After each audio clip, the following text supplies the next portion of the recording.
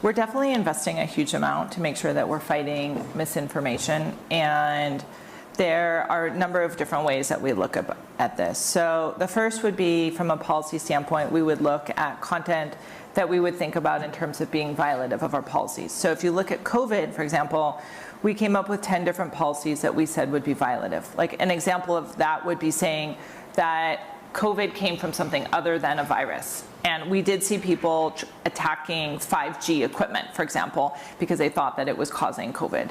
And so that would just be an example of a policy that we'd remove. So we do remove content based on those policies. We actually publish that in a transparency report. The second one would be really raising up authoritative information. So if you are dealing with a sensitive subject like news, health, science, we are going to make sure that what we're recommending is coming from a trusted, well-known publisher that can be reliable. And if you think about how Google works, it's very similar. Like if you type in cancer or you type in COVID, what you're going to get are going to be names that you recognize. They're not going to be someone that just published a web page yesterday. So it's very similar with regard to how we handle that on YouTube.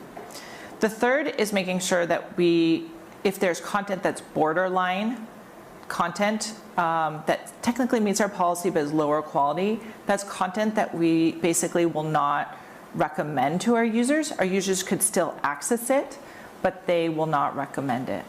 And then lastly, we're just really careful about what we monetize. So we always want to make sure that there's no incentive.